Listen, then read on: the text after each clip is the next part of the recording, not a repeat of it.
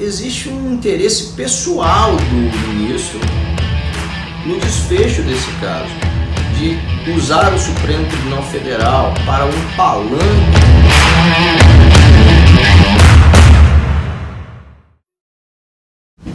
Olá a todos, eu sou Felipe Oliveira. Vamos falar hoje sobre algumas pautas que tomaram os jornais, a mídia, as discussões políticas, sobre novos capítulos do inquérito 4831, que tramita no Supremo Tribunal Federal, onde o ministro Celso de Mello é o relator, que agora está sob fase de recurso, né?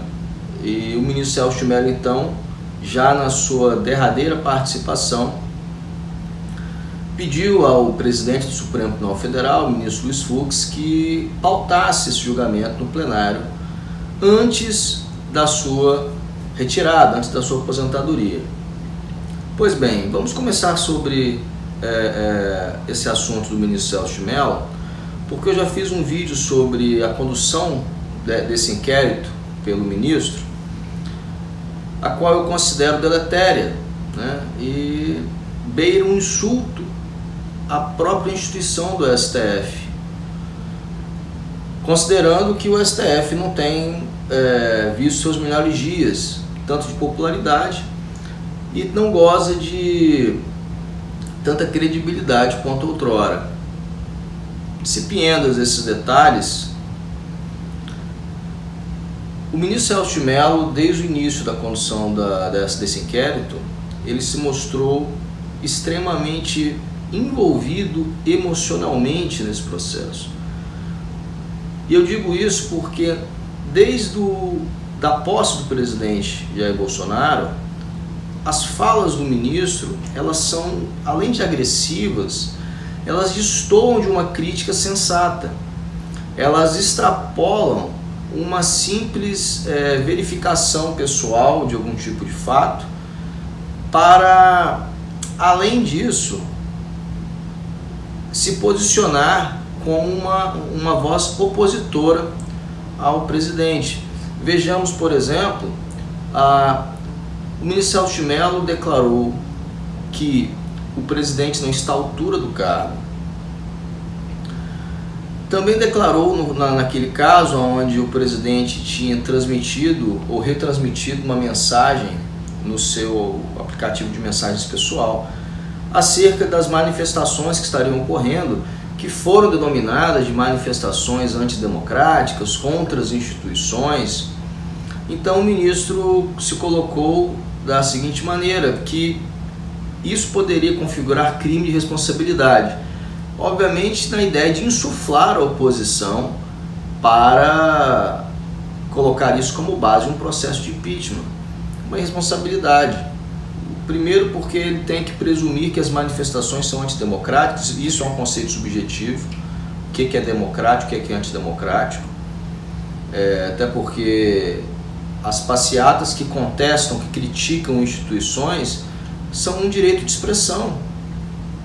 Não há antidemocrático em se falar em queda de algum tipo de ministro ou críticas a qualquer tipo de poder, independente do que tipo de críticas estamos fazendo, né? E não há de se levar em consideração as exceções de ponto a ponto que uma outra pessoa pode estar fazendo. Mas o ministro Celso de Mello enxergou numa troca de mensagens do presidente um crime de responsabilidade. No meu entendimento, isso seria suficiente para que, quando o inquérito que investiga o presidente Jair Bolsonaro e também o ex-ministro Sérgio Moro, promovido pela Procuradoria-Geral da República, o ministro deveria, por prudência, não só pelo envolvimento, talvez emocional dele contra a figura do presidente da República, mas também uma prudência de que, ciente da sua aposentadoria já estar tão próxima e de ser um caso de relevância que talvez demandasse aí muito mais tempo, com certeza existiriam fases desse inquérito a serem alcançadas, ministro poderia então declinar dessa incumbência.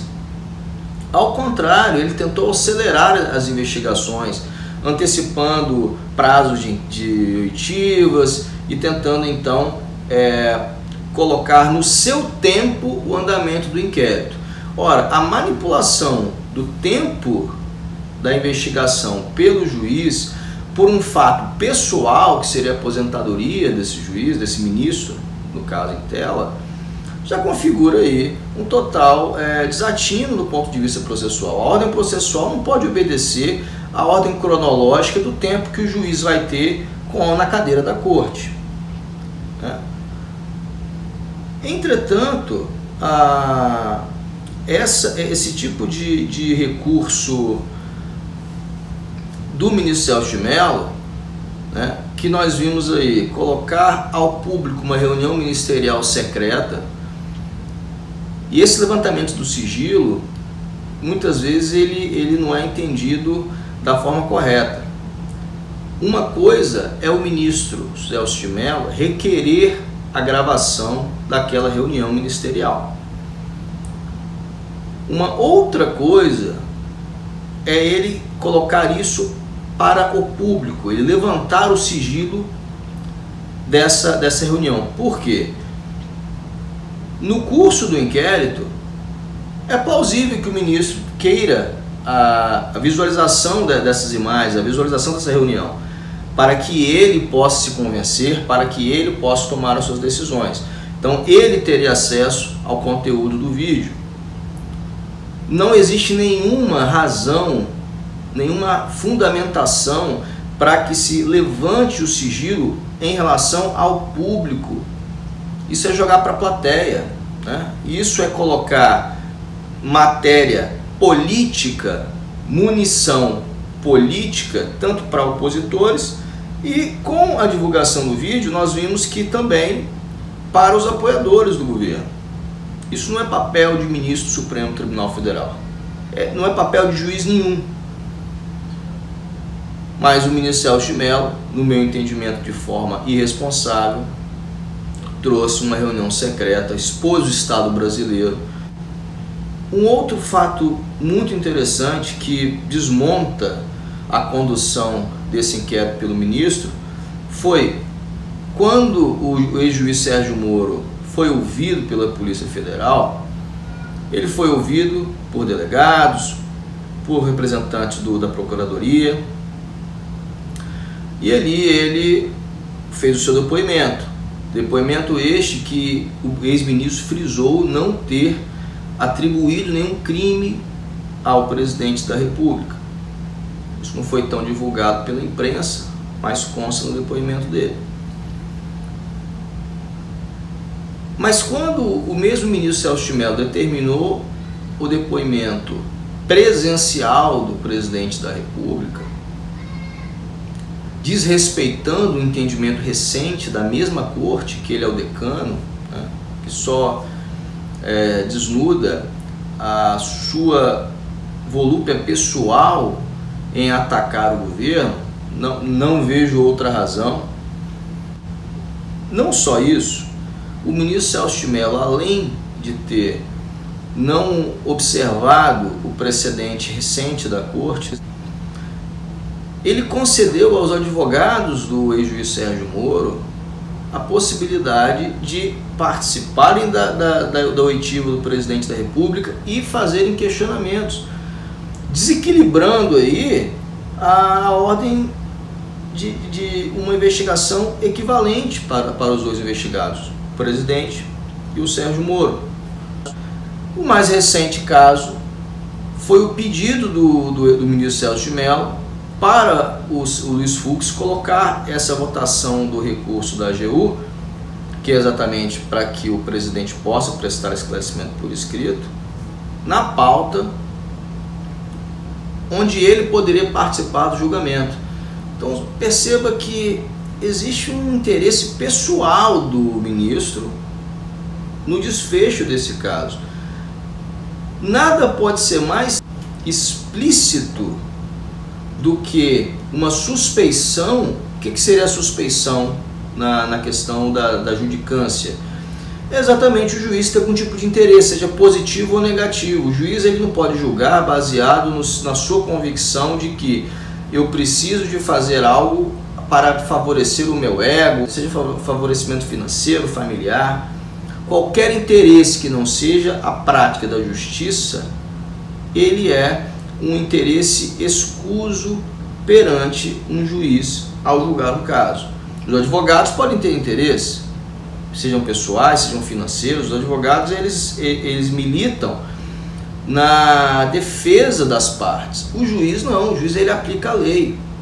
Então, quando a gente percebe que o ministro Celso de Mello ele tem um interesse pessoal de participar desse julgamento, de usar o Supremo Tribunal Federal para um palanque, onde, sem dúvida alguma, ao exprimir o seu voto, ele vai ali fazer um malabarismo retórico para atacar o governo, atacar o presidente, trazer ali elementos onde ele depreende que o presidente da República possa ter interferido na Polícia Federal. Não creio que esse tipo de comportamento seja saudável para a manutenção da justiça. Vamos aguardar o que o Supremo Tribunal Federal vai decidir, especialmente dos dois ministros citados, o Fachin e o Barroso, que anteriormente deram ao Michel Temer essa oportunidade de depor por escrito, de prestar esclarecimentos por escrito. Vamos ver se eles vão vender a alma para homenagear o decano que está aí em vias de se aposentar. Forte abraço.